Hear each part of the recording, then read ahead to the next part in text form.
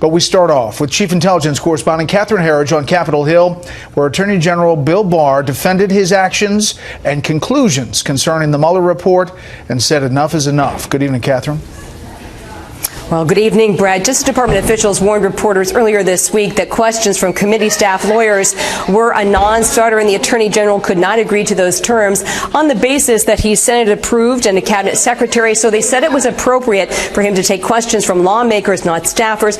All of this late breaking news as the Attorney General faced 4 hours of intense questioning in the Senate. We saw why Mueller was concerned. Senate committee Democrats pressed Attorney General William Barr on this March 27th letter from special counsel Robert Mueller. This letter was an extraordinary act. A career prosecutor rebuking the Attorney General. He was a political appointee with me at the Department of Justice. The letter's a bit snitty. The Mueller letter said Barr's bottom line conclusions for Congress provided days earlier lacked, quote, context. And Mueller urged Barr to release the report's executive summaries, which Barr rejected as piecemeal. In a subsequent phone call, the Attorney General said Mueller was frustrated with resulting media coverage, but did not challenge the accuracy of Barr's letter, which Mueller declined to review. I said, Bob, what's with the letter? Why don't you just pick up the phone and call me if there's an issue? He was very clear with me that he was not suggesting that we had misrepresented his report. In early April, Barr also took questions on the Mueller report as part of routine budget hearings. Democrats said Barr should have volunteered the March letter from Mueller as well as their phone call. Mr. Barr, I feel your answer was purposely misleading. You told Senator Chris Van Hollen that you didn't know if Bob Mueller supported your conclusions, but you knew. You lied. On discussions between President Trump and then White House counsel Don McGahn on removing special counsel Mueller, Barr said the president's actions did not constitute an obstruction offense. There's something very different between firing a special counsel outright, which suggests ending the investigation, and having a special counsel removed for conflict, which suggests that you're going to have another special counsel. Barr went further, saying the Mueller report did not prove intent beyond a reasonable doubt. If the president is being falsely accused, which the evidence now suggests, that is not a corrupt motive for replacing an independent counsel. 3 committee Democrats with presidential ambitions fired off questions, 2 of them insisting Barr should resign. This Attorney General lacks all credibility and has, I think, compromised the American public's ability to believe that he is a purveyor of justice. Should he resign? Yes. Republicans defended Barr. You slandered this man from top to bottom. So if you want more of this, you're not going to get it. As they refocused on how the FBI 2016 Russia investigation began. You've previously said that you think it's possible that the Federal Bureau of Investigation improperly spied on the Trump campaign. The DNC and Clinton campaign-funded dossier, researched by former British spy Christopher Steele and used to secure a surveillance warrant for a Trump campaign aide, is also under scrutiny. How do we know that the Steele dossier is not itself evidence of Russian disinformation campaign? No, I can't state that with confidence, and that is one of the areas that I'm reviewing. Barr also said the Mueller investigation is done and it's time to move on. We have to stop using the criminal justice process as a political weapon. After the hearing, Senator Graham told reporters as far as he's concerned, it's over, but he added, quote, he'll come if the special counsel can point to discrepancies between Barr's testimony and Mueller's own account, Brad. Okay, Catherine Herridge live on Capitol Hill. Catherine, thank you. Joining us tonight, former federal prosecutor and author Sidney Powell.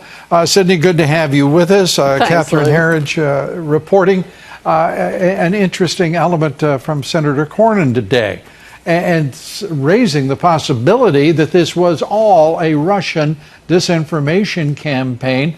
The phony dossier paid for, as we know, by the Hillary Clinton campaign, the Democratic National Committee.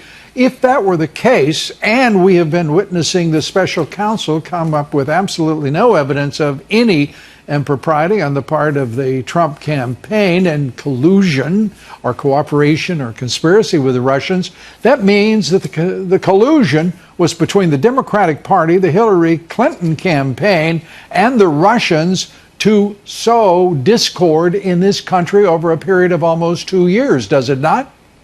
Oh, yes, but I think Senator Cornyn's theory lets the Democrats and Hillary Clinton off way too light, as well as the Obama administration, because I think the Attorney General is going to find that the spying on the Trump campaign went back as early as 2015, before the campaign even started good. And all of that information is going to come out with the reports on the FISA abuses and the unredaction of Rosemary Collier's decision by the FISA court that identifies the private contractors to whom Comey gave illegal access to the entire NSA database. In terms of the hearing today, William Barr making it very clear, the Attorney General making it clear to even the radical Dems on the Judiciary Committee in the Senate, that the 19 pages that Mueller was questioning and wanting released were, in point of fact, and to the credit of Senator Ted Cruz, who made the point absolutely indelibly, those 19 pages were contained in the 448 pages of the overall report, which were out within a few weeks. Oh, I mean, it's insane what the Dems were doing. It was absolutely insane, incredibly rude, and completely baseless, Lou. This administration has been so transparent throughout this process to waive attorney-client privilege, to waive executive privilege. The only reason we know of all these conversations is because the president waived all the privileges so that no one should be able to claim obstruction of justice in any way, shape, or form, and then encouraged the attorney general to be as transparent as possible in disclosing absolutely all that he could possibly disclose. None of it had to be disclosed to the public other than the conclusions. But he did. But he did. And that is the point here, that there are the radical Dems on that committee were insulting, slandering, as the chairman Lindsey Graham said, this great public servant, the Attorney General of the United States, and they did so for pure partisan political purposes, some of them even 2020 hopefuls. There shouldn't be much hope on their part, but nonetheless hopefuls. It was a display of ignorance, shameful. They're a disgrace to the country. It was absolutely hideous, and Attorney General Barr handled it all with the utmost professionalism and brilliance. He made them all look like the idiots they are. Did I miss something? Did he look at notes? Because I have to tell you, I didn't see the man pick up a note. He was speaking from his memory and his command of the material. And I'm watching the radical Dems with their little, whatever they thought they were doing. I mean, they had notes. They had everything but, wires into their crania from their staff to get out a question. It was quite something. Yes, they were reading from their speeches, and he was talking facts and law from the Mueller report and his own command of the legal issues and the law.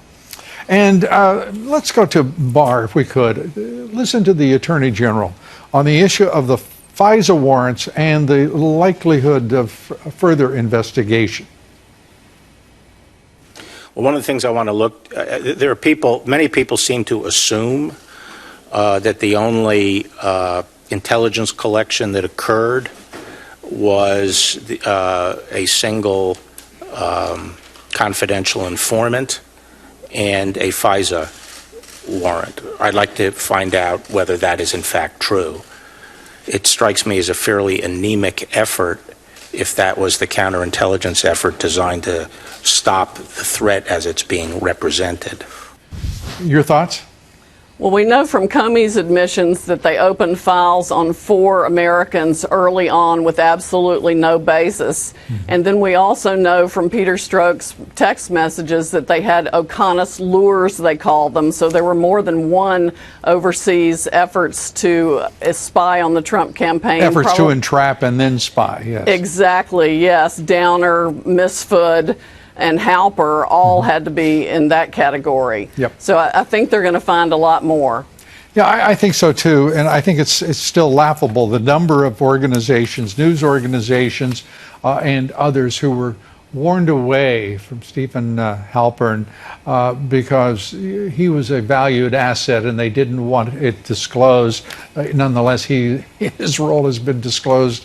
And his name is out there and has been for 2 years. It's where we're going with this is Well, it's fun to contemplate because it's going to lead back certainly to all who were orchestrating the intelligence community, the FBI, and the Justice Department from the Obama administration at the very outset. Sidney Powell, you get the last word, and we're out of time. The FBI was paying hundreds of thousands of dollars through the Department of Defense to Stephen Halper to try to set up General Flynn and other people.